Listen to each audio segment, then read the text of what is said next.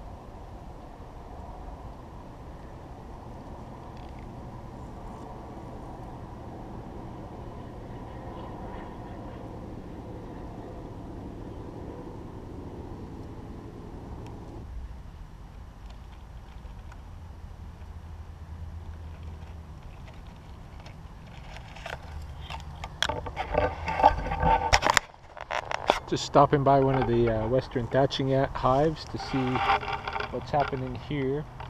This moon, Matsiiyikkapisaiki'somm, the duck moon, is usually when they have their mating swarms. So we are just a little bit over halfway through with the moon cycle now, and I'm expecting to see the wing dance turning up any time now.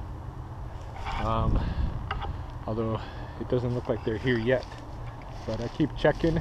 I'll check every hive that I see, and hopefully I'll see it following in line with the timing that I've seen before. But you know, if it doesn't, it doesn't. I don't know if they always have their mating swarms at the same time or not. It's just that I know that the times that I've seen it, it's happened during the duck moon, during Matsiiyikkapisaiki'somm. So there's another hive right over here. I don't know if it's even active anymore, but I'm gonna check it out. Distance between these two hives, maybe I'll pace it out so that we know typically how far you have to be away from one. Oh, this one's not even active, so there's no reason to even bother. This one's a old inactive hive. Why it's inactive now, I don't know. There's a very few ants here, actually. There's a very few, so it's not totally inactive, but it's nowhere near as active as the other one. I don't know why. Part of that could be sun exposure. I don't know, because this is very, very exposed, and you don't see any ants in the exposed area. It's a hot day, right? But if you look over this way, oh, my shadow, sorry. Where you start getting into the shadows of the plants, of the grass, you do start seeing some ants around. So I don't know if it's just too hot for them to be out in the exposed sun. It is interesting to note that these thatching ant mounds, a lot of times they seem to really be good fertilizer because you get large grass growth around them of certain species. I don't even know what species this is that has the wide blade like this, but it almost appears like it's intended to provide some shade. I'm going to pace it out anyway between this hive and the other one. It's 1, 2, 3, 4, 5, 6, 7, 8, 9, 10, 11, 12, 13, 14, 15, 16, 17, 18, 19, 20, 21, 22, 23, 24, 25, 26, 27, 28, 29, 30, 31, 32, 33, 34, 35, 36, 37, 38, 39, 40, 41, 42, 43, 44, 45, 46, 47. All right, roughly 47, 48 meters. So let's just say 50 meters to this other hive. Again, we see that the thick grass stems. This is the seed head on it. So I'm gonna make note of that here on my video and see if I can figure out what kind of grass it is that seems to grow most prolifically around these thatching ant hives. And yeah, much more shady at this one. So onward.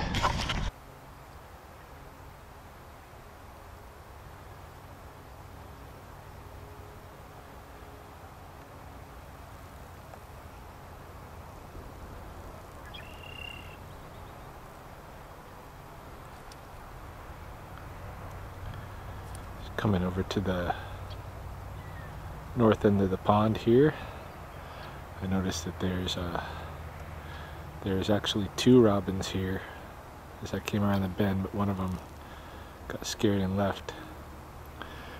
This seems to be a very good place for looking for little insects, for more than just robins, lots of type of birds, but it's always good to note when there is a lot of activity. See that right now, even we got a red-winged blackbird flew in. See what he's going to be up to. Oop. Seem to have lost him. Well, you could probably hear him. He went out the same way, out this way where the robin had gone. Certainly have an interest in something that's going on down here. When you see a lot of bird activity down here, especially the magpies, because the magpies are so opportunistic, and if you see several magpies down here, you can assume that there's some kind of phenological event. Over this way, we've got, looks like a pair of mallards.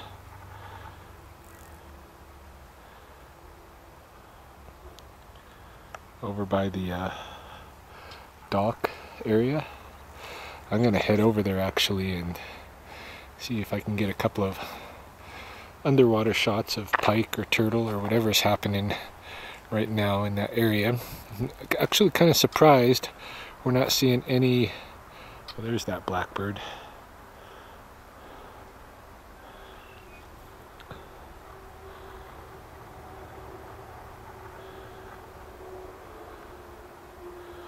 I'm surprised we're not seeing any turtles sunbathing.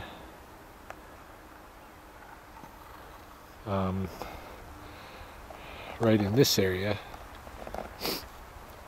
on these logs, because there usually are, but I'm sure we'll see some up here. In fact, I think I already see one kind of over here by the ducks.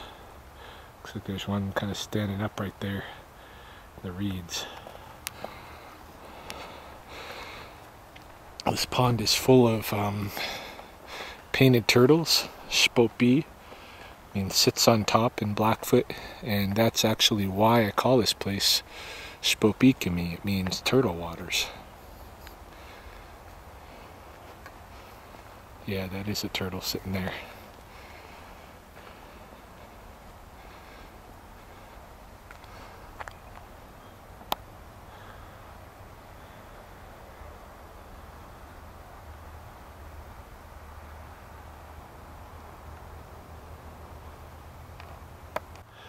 Just a little bit past the turtle, who's right here.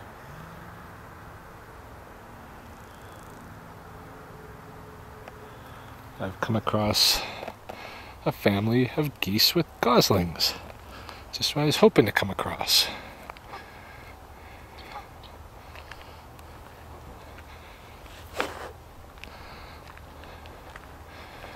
The goslings are very hidden.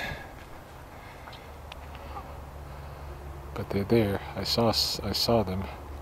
Actually, we got a second family back there too.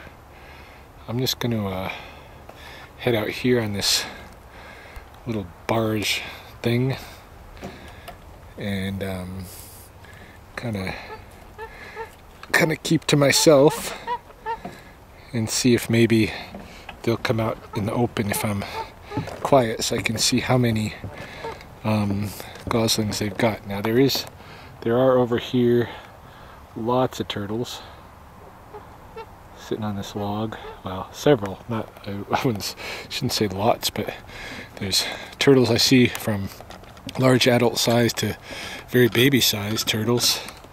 And I think if I hang out here for a little bit, there's a baby right there. If I hang out here for a bit, I should get to see bit of turtle action and hopefully find out how many goslings there are in this family here. Yeah.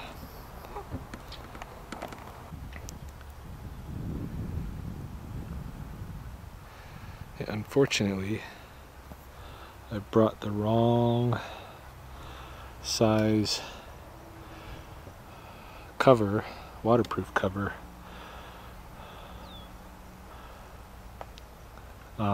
or adapter, I should say, for the back of my camera. So I'm not going to be able to film anybody underwater as I had hoped. But there's a bunch of turtles above water here. The geese, for their part, seem to have just moved further away.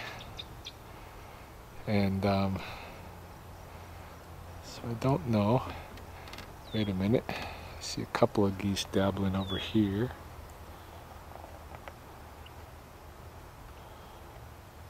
Oh yes, they got the goslings with them. So I won't doubt if that's the family of 5. There's more turtles over that way too that I can see. Yeah, indeed, this is the family of 5. And you can see theirs are definitely not newborns.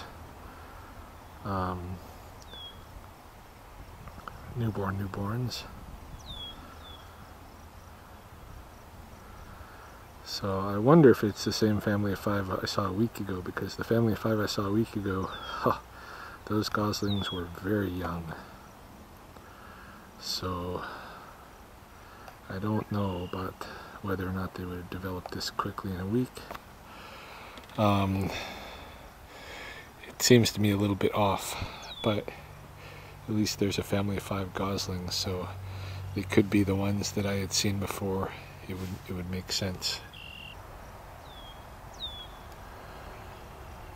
Here in the reeds we have kind of classic early summer water insects, kayaks, pond skimmer, the small water beetles, and probably we'll have some 6-spotted fishing spiders too. I just saw my first damselfly of this season, I think. May even be able to get him on film. I don't know if I'm filming him or not. I lost sight of him or her, but there was definitely a bluet of some sort. Damselfly. Oh, there's another one. There's another one here. Let's see, this one I should be able to get for sure. There we go. There on the side of that reed, where the 2 reeds come together there, you see kind of it's got just a blue spot on the tail. Some damselfly. And lots of the kayak pond skaters. I'm not seeing any, the ones that I would expect to see that I'm not seeing are the Pheasant snails. Pheasant snails I've been looking for weeks, I've been expecting for weeks, and they are not making their appearance yet, which is, I don't know, not necessarily hugely concerning. Snail populations here may go through ups and downs, I don't know. These turtles, they're just checking me out.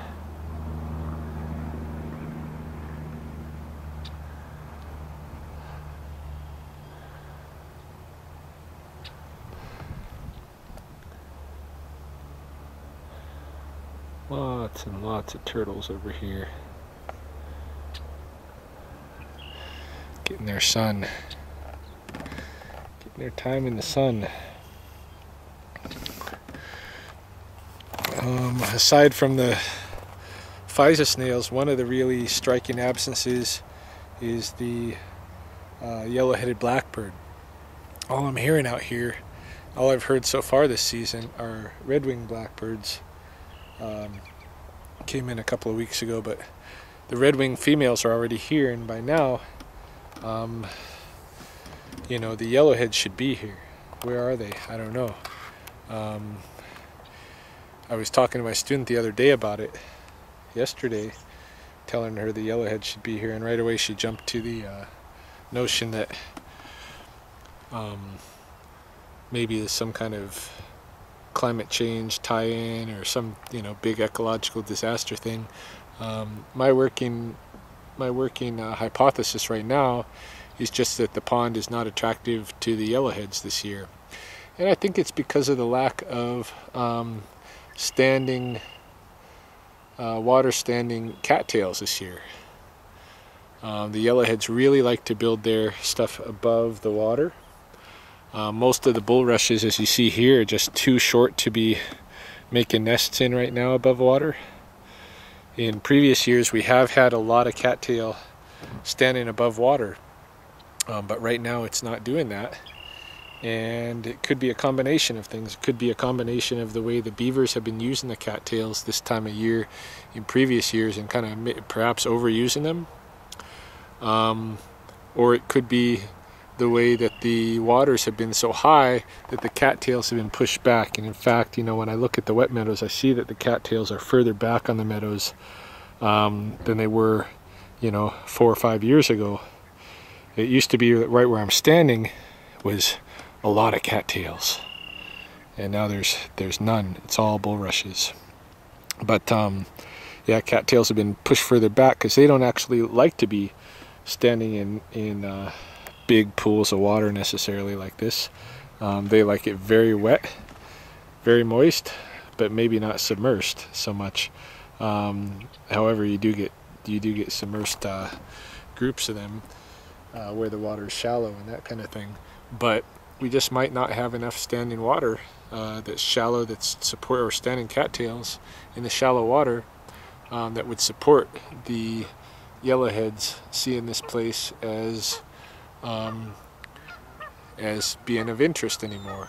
It's very, you know, very real possibility. So could be this will be the first year without yellowheads here that I've seen in 8 years of study. We'll have to wait and find out. Now there is still a goose family over here, and if it's the same goose family I saw over here coming in, they have goslings as well, so I would like to try to check them out somehow. I might have to actually walk in pursuit of them to do that. Alright, I'm here by this goose couple. I'm not seeing any goslings yet with them. So I believe they're a different couple than the ones I was looking at before. I'm going to go up the hill here, up on the levee, and perhaps I'll have a better vantage point from up there. Definitely no goslings with this couple. Must have been this couple out this way.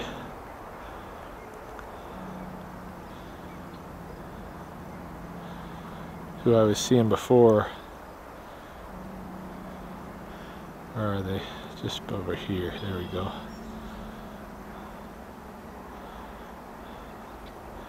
The 5 gosling couple.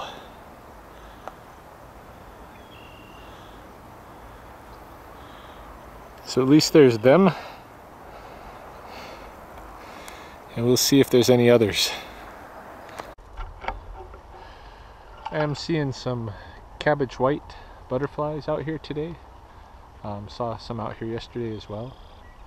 And we'd seen a western white about a week before, but these are the first cabbage white I'm seeing. I'm surprised there's not more morning cloaks and fire-rimmed tortoiseshell butterflies around so far this season.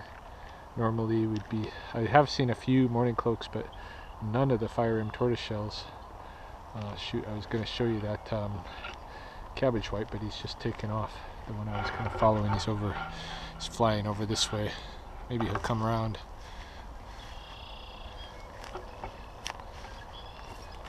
Come around and show off. I wish he'd land so I can really try to get you close. But trust me, it's a cabbage white butterfly, and they're going to be laying a lot of eggs in the mustard greens here and the mustard stems. So you don't want to eat the stems of the wild mushroom plants or mustard plants. Eat the leaves, but not the stems, because the stems could have the larvae or eggs of the cabbage white, and actually they are able somehow to survive in the human digestive system. And so this is where the phrase butterflies in the stomach comes from. But yeah, that's another thing that's going on here. I'm not seeing the fire-rimmed tortoiseshells that I would expect to see this time of year.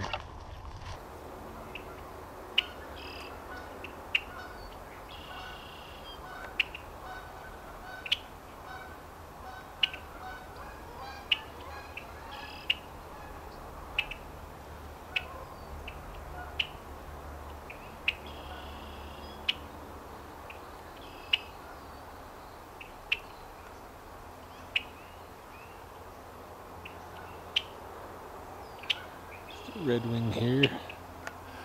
Lots of them on the wetlands and in the forest today. Have not come across any nests so far of robins or I might expect some pheasants, something like that, or maybe even some, well, for sure even some mallard ducks, but no luck so far. And I'm kind of starting to speed things up, and that might be why, because my timeline unfortunately is running short, my availability to be out here. So, but they're definitely out here doing their thing, and for the person who has the time, you can find those nests, absolutely. So I'd like to find some anyway, so I at least can show my students so that they can see what some of these nests look like. Just over here at the sub pond now, where we have a couple of blue-winged teals, blue-winged teal drakes. Those are one of the ducks that the original Blackfoot name was lost for, and they're now being called Phenological, which is literally a blue-winged duck. The elders, a student of mine, Mariette Cropbeard Wolf, had worked with the elders to try to give new names to some of these species, and the ones that we had lost names for, and so the blue-winged teal is one of those. Phenological, as how you say it in Blackfoot, the blue-winged duck. But yeah, a couple of drakes here, and that's the first of the blue-winged drakes that I've seen here at the pond. They've been in the region for a while.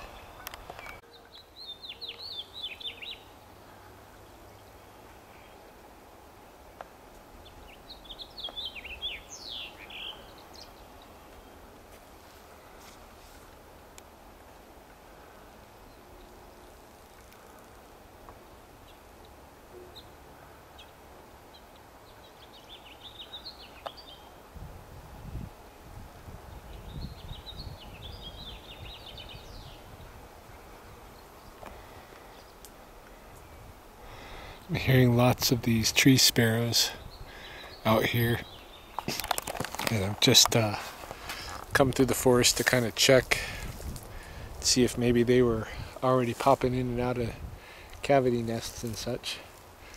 You can hear them in the background there, them and the house finches. The tree sparrows are the ones that sound more like cricket-like, and the house sparrows are the ones that sound more sing-songy like robins. Figured I might as well show this. Now is the time for asparagus. In fact, it's getting a little bit late. I had my students harvesting asparagus almost 2 weeks now, and see here, there's a asparagus plant starting to already branch off. Once it branches off like that, it's too late. But you see down here, on the other hand, there's a younger sprout coming up. I can actually harvest. Should pop off real easy. That one, I could feel a little bit of fiber on the bottom, and still pretty good. Pretty good. Way better than what's in the store. But for sure, once things start branching off, once you start getting those arms coming off of the stem, it's not a shoot anymore. And at that point, things get real woody. Not good to eat. But yeah, there's actually quite a bit of asparagus out here at the pond. I've already harvested a lot, so I'm not going to pick a bunch today or anything like that. It's getting, like I said, it's getting a little bit too late. The window of opportunity for harvesting this asparagus is really not very long. So if you're going to do it, you might have 2 weeks in which to do it, and you got to be prepared for when that's coming and get it done. I just scared a female pheasant, and I won't doubt she has eggs in here. In fact, that's the reason I was coming up this way, as I was hoping that, yeah, she does. There we go. Get the camera in there.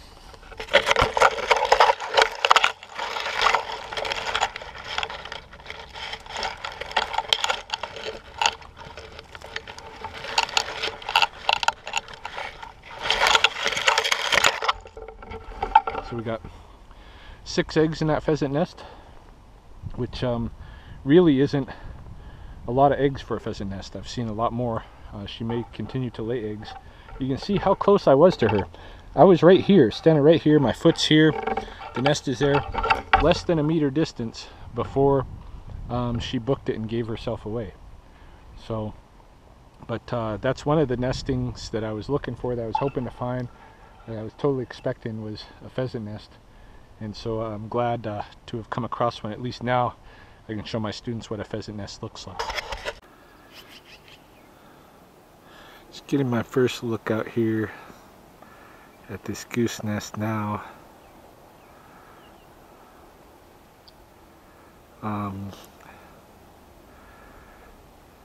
Which I expected to be hatching today. I don't see any goslings yet,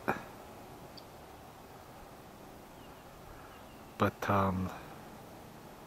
they should be hatching. It's time, and the parents are standing up. I wonder what's going on. I'm probably just going to go down there and check it out for myself. I do see nearby them. Probably won't be there again, so I better show her. It's a female green-wing or blue-winged teal on that island. I think she's a blue-winged teal anyway, because there's a male not too far away. I'm not seeing him with the naked eye right at this moment, but he's here as well. Getting closer now.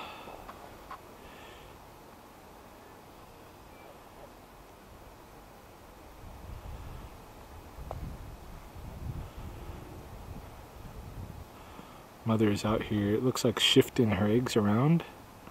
Maybe they've peeped. Be good to see if they have. I'm gonna head out there for sure. Hopefully not get attacked by a gander.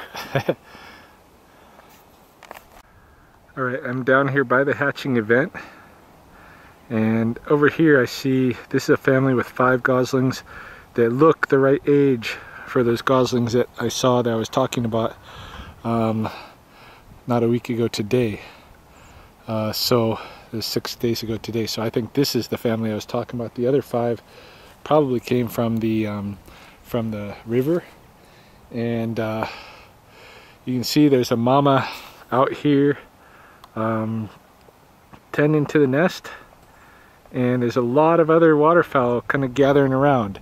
You see there's this goose family here, there's this goose family here, there's a couple of stray geese, and then I saw a mallard couple back behind too, and of course we had the blue-winged teal female who was here before I kind of like scared her off. I'm gonna try to wade out there actually. I don't know, like, it's probably rude to get too close, but this is a social event, and Mahoney and I have seen it happen where there were quite a few waterfowl of different species gathering around the hatching event. And so you can see the mama's out there. She's looking. I'm betting the eggs are pipped. I'm gonna go check though, and I hope that's not too rude, but I've never been able to actually, when this happened, I've seen this happen lots of times, but I've never actually been able to get up close and personal with it. And in this instance, I think that I can.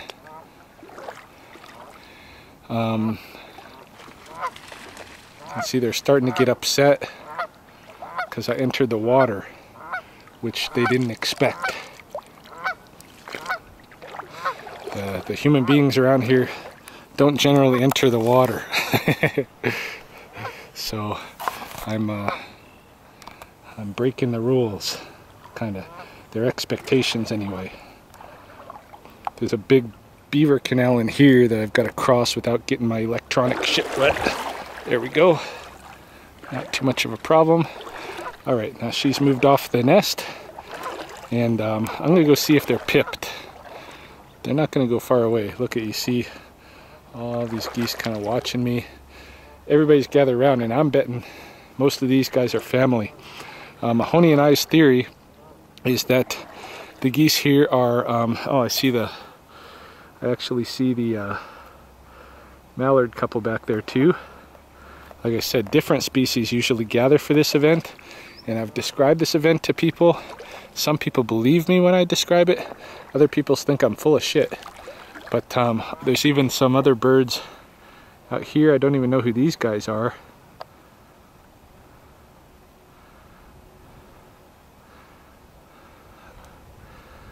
Should be able to see it in my in the video itself, but it might be green-winged teals even, or blue-wing, but I can't tell from the distance I'm at in the camera. When I look at it on the computer, I'm sure I'll be able to tell. Alright, so here's the nest. Everybody's gathered around. They're waiting for the big event, the emergence of the new babies. And let's see what's happening. Let's see. Because Mama's not sitting on them, Mama's turning them, and today should be the day. Should be the day.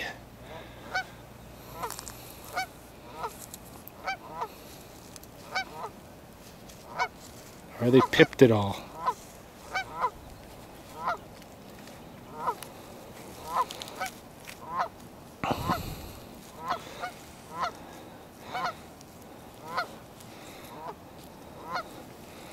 They're not broken open at all. But they should be hatching right now.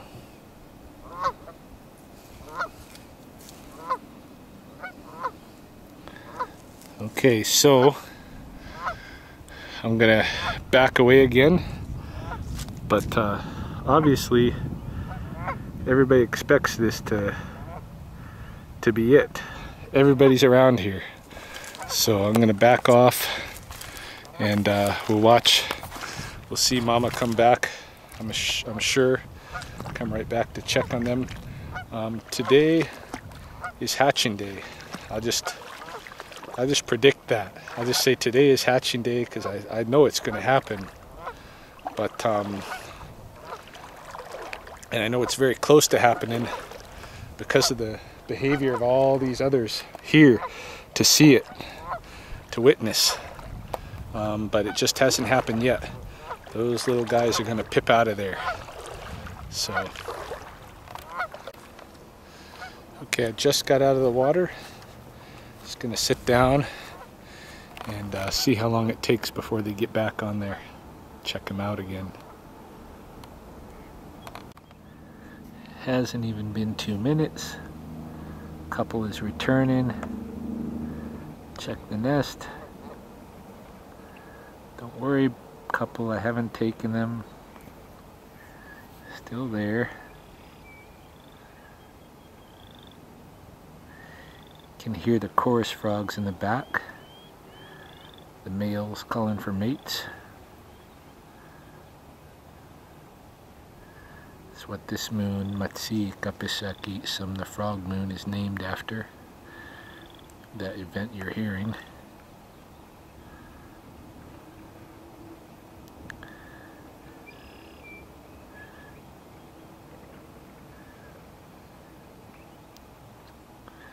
Yeah, it seems to me that as far as these geese are concerned, it's a done deal. They're just waiting now. They're not incubating. They're just waiting for somebody to break out of these eggs. Now, by my actual timing, on my calendar, from the first time I saw this nest being sat, I predicted May 5th, which would be tomorrow. So maybe they're feeling some movement in the egg, I don't know. And I think it's going to happen today.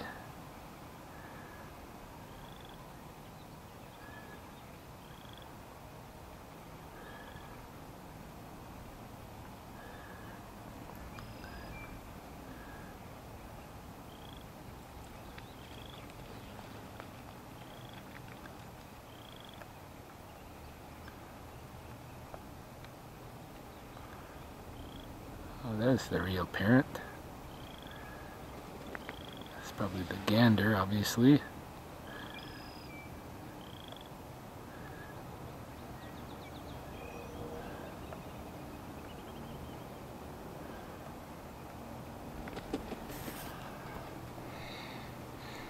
Still giving a little bit of chase to people. This is going to happen. But given that the eggs are not even pipped, it's not going to happen right away. And I've got other things I have to go do. So I'm going to have to leave these guys to the event. Maybe I'll get an opportunity to come out here tomorrow morning early and find out what happened.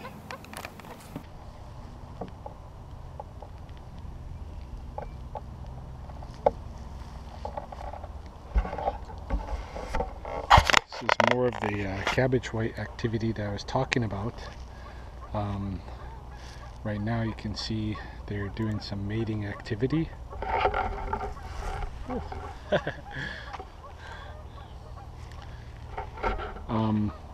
Yeah, I just saw 3 of them, and it's not surprising that they're doing that activity. Oh, they're at it again right up this way. See if I can catch them. I see 4 now.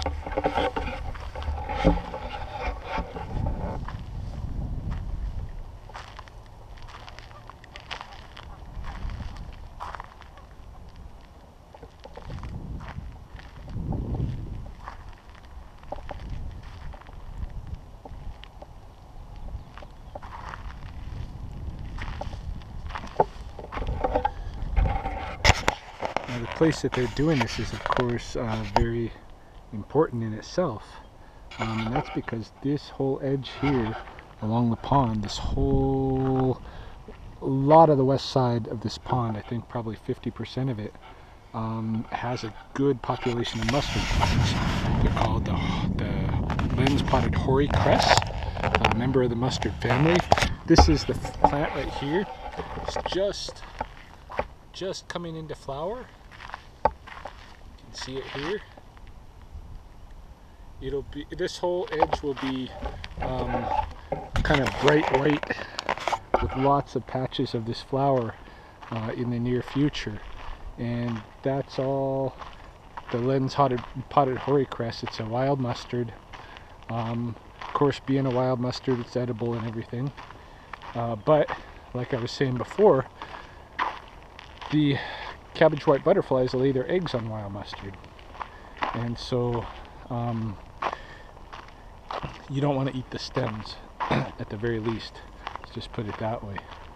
But yeah, I'm seeing lots of cabbage white butterflies on this side with where the big mustard area is, and they're obviously doing some mating behaviors. I've also seen along my walk along the levee here on kind of the south end of the levee, I saw a couple of what I think are probably pink-edged sulfur butterflies, but I'm not sure because they just flittered by and I didn't get a chance to look at them really up close. But typically the yellow butterfly that I see here is the pink-edged sulfur, so I think that's who I'm seeing.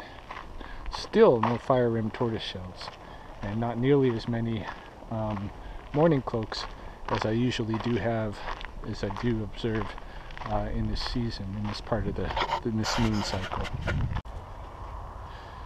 Well, it looks like that's it for me for out here today. Been out here about maybe 3 hours or so. Not that long of a stint, but typically what I find is that coming out here 2-3 hours is a good time. You don't get mentally burned out. At the same time, you got enough to work with, enough of a duration to work with, that you can kind of see what's going on. So what did I learn today? It's always good, I think, to review, ask what you've learned, how are you going to retain it, that kind of a thing. Obviously I saw that the cabbage white butterflies were mating today. I'd like to find a way to retain that. I guess when I see the lens spotted hoary-crest starting to come into flower, I should associate it with that mating. Usually in the Blackfoot phenology, those different mating cycles are the most important. So the flowering, the berrying of plants, and the actual mating of the animals. That's why this moon is called Matsiiyikkapisaiki'somm, because this is when the frogs are mating. I also note that, of course, the pheasant is nesting in this moon, which I expected. So I guess that's not a new learning, but it's just a what would you call it? It's a reminder that what I learned in the past, or it's a not even a reminder, it's a confirmation that what I learned in the past is accurate. What I'm curious about are the yellow-headed blackbirds.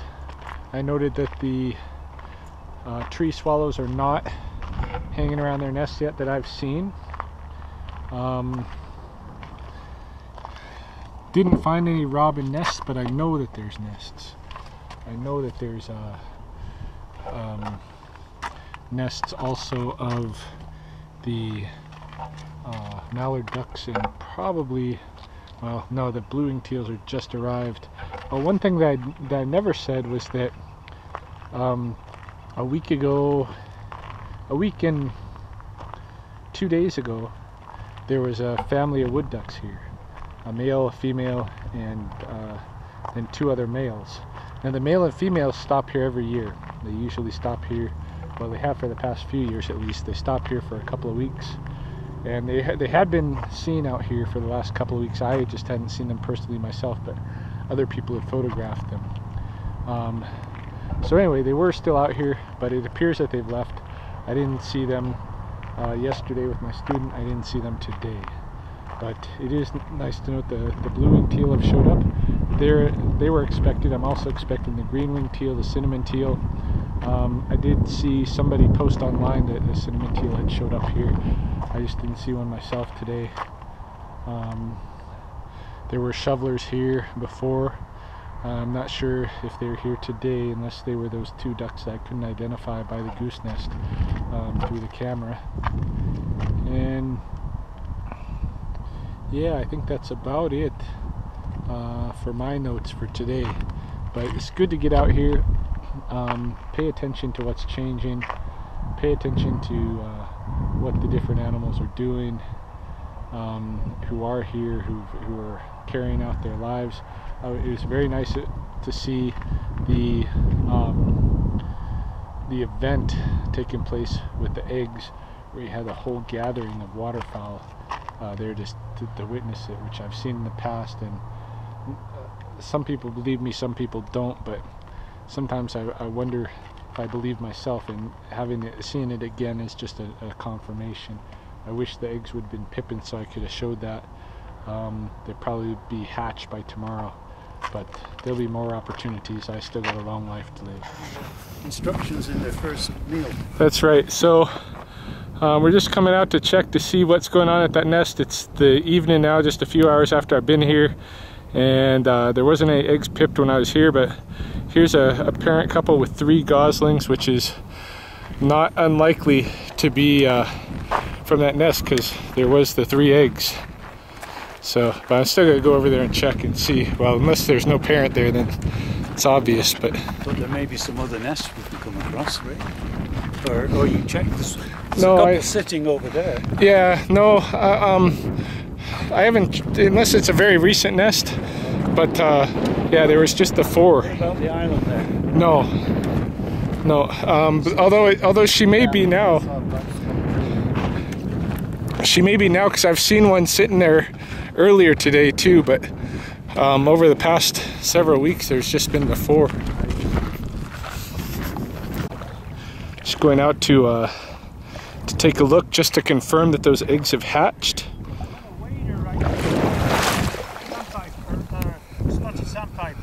Oh yeah, yeah, they nest out here quite often.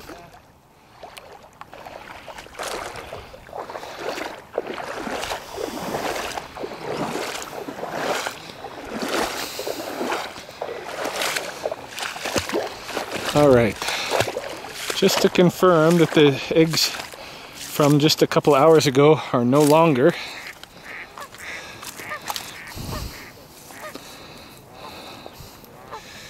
Well, the eggs are still here. What? They're still there? Yeah.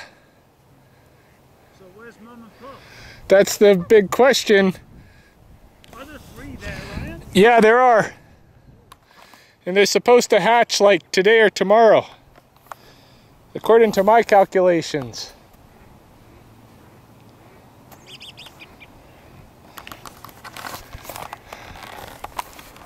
Unsure what to do about this.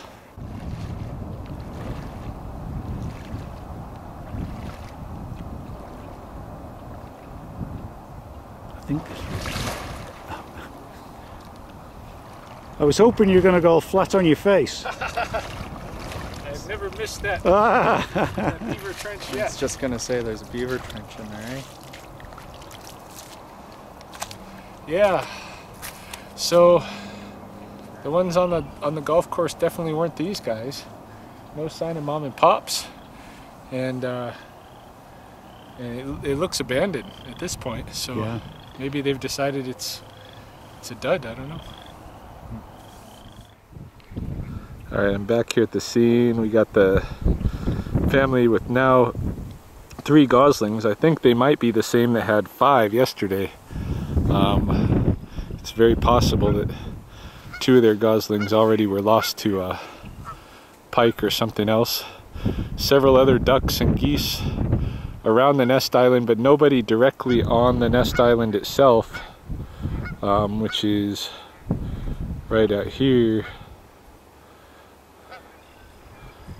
Nobody directly on there tending to the nest. So there's a goose very close, but not directly at it.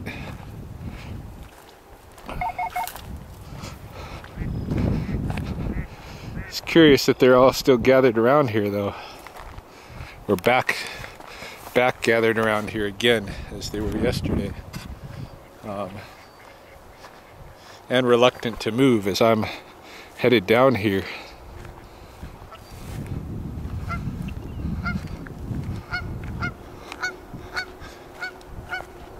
Oh, they got 4 goslings there rather than 3, so no, they got all 5. All right.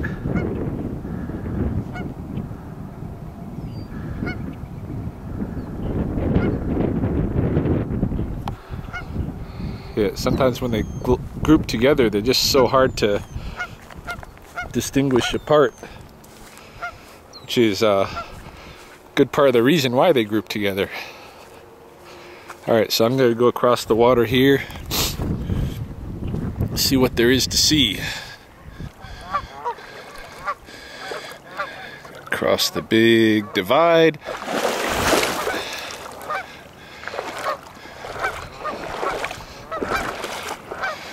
Maybe they did just like I did, and they're back here just to see if anything developed after having left it, abandoned it.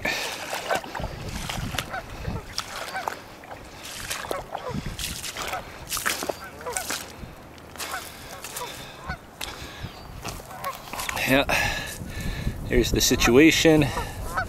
3 eggs. You can see there's this bit of coating on there It's actually not too bad, but there is a kind of a yellowish coating.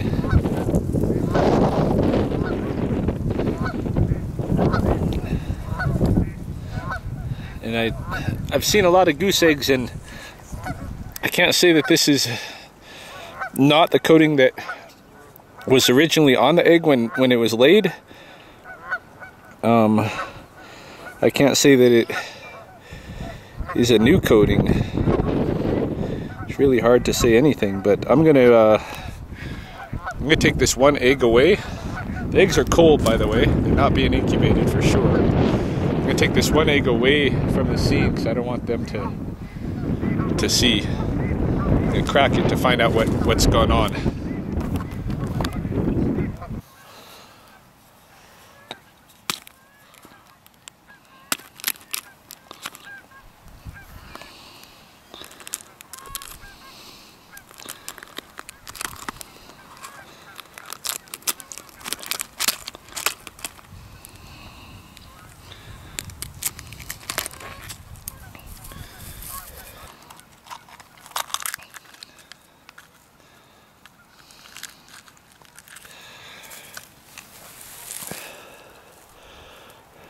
Alright, so I don't know if you saw that, but that egg did not develop. I mean, it started to develop. It must have got stopped very early in the development.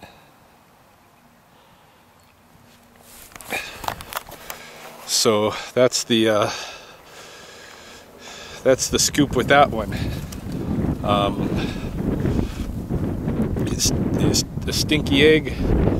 Like I was saying, I smelled something in the egg yesterday. I smelled it like it smelled rotten, and sure enough, that's just a rotten egg. I'm gonna go wash my hands off in the pond water, which I deem cleaner than the rotten egg. I don't know, maybe I'm crazy, but yeah, definitely wasn't gonna get any gosling from that egg. I don't know what went wrong. I don't know whether somebody dipped them in oil or whether the mother just failed to clean off the sheath, the air impermeable sheath that comes naturally on the egg when it leaves her body. I tend to think that something untoward must have happened, because I don't think the mother would fail to do something so basic, especially one that showed such knowledge that, you know, when it came right to the time when they're supposed to be finished, she seemed to be standing over the eggs and turning them as if she knew something had gone wrong. She was expecting them to be ready now, and what's happening? So that's the story of the egg. I'm gonna check in and see if I can find out whether these eggs here are being dipped in oil.